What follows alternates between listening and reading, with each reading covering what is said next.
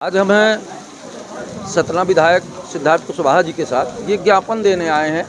जो 20 बसें सतना की महानगरों को सौंप दी गई हैं, उसको हम आइए हमारे और इनके कुछ सवाल हैं, क्योंकि ये हमारे सतना के जनप्रतिनिधि भी हैं और जीते हुए जनप्रतिनिधि हैं, तो हमारे इनसे कुछ सवाल होंगे। भाई साहब ये बताएं, आज ज्ञापन देने आए हैं, विषय क्या था आपका?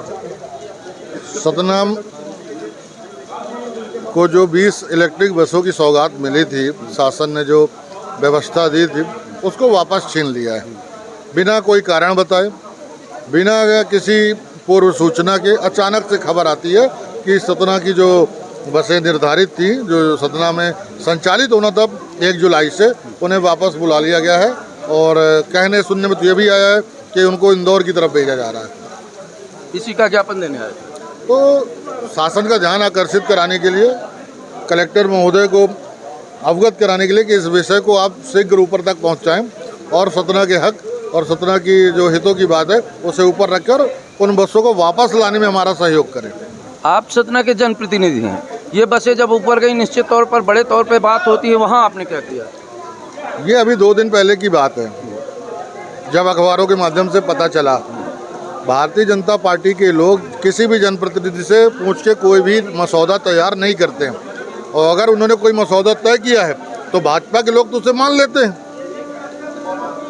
किसी भी विषय पे वो कभी टिप्पणी नहीं करेंगे, बोलेंगे नहीं, जनता की बात नहीं करेंगे, क्षेत्र की बात नहीं करेंगे, लोगों के हितों की बात है, वो तो शासन की बात करेंगे या संगठन की बात करेंगे।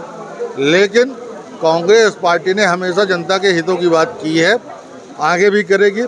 और इस मसौदे पे उन्होंने ना हमें संज्ञान में लिया और ना मुझे लगता है किसी भी सतना जिले के जनप्रतिनिधि को इस विषय में किसी को संज्ञान में नहीं लिया। तो आप जनप्रतिनिधि हैं, तो आप आगे लड़ाई यहाँ तक रखेंगे कि भोपाल जाएंगे? सदन में भी इस बात को उठाया जाएगा, मुख्यमंत्री से भी बात करेंगे और परिवहन मंत्री को इसका जवाब देना पड़ेगा। बहुत बहुत अच्छी बात सर। एक सवाल और मेरा, सतना में करोड़ों रुपया खर्च करके नया बस स्टैंड बनाया गया, पर बसें आज भी संचालित नहीं होती, इस पे आपका क्या कहना है? ये कोरी कल्पना है। जिन्होंने बस स्टैंड का वो लोकेशन तैयार किया और सरकार के पैसे के, स्मार्ट सिटी के फंड का वहाँ उपयोग किया, हम अंतर्राज्यीय बस स्टैंड बनाने जा रहे हैं, उन्होंने ये कहा। उन्होंने ये नहीं कहा हम उसमें यही है ना, अंतर्राज्यीय बस स्टैंड। तो जो अंतर्राज्यीय बस स्टैंड का मतलब क्या होगा? जो दूसरे प्रांत से आएंगी, जो दूसरे जिले से आएंगी, कि लोकल बस?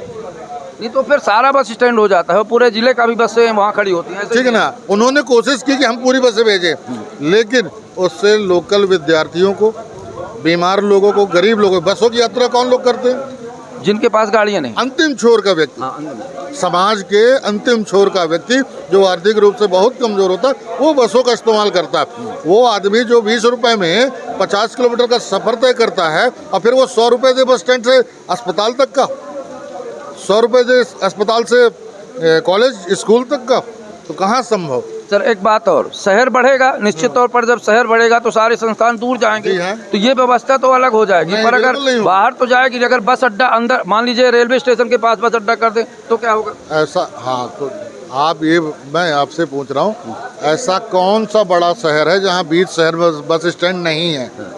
ऐसा कौन सा शहर है ना? कौन सा?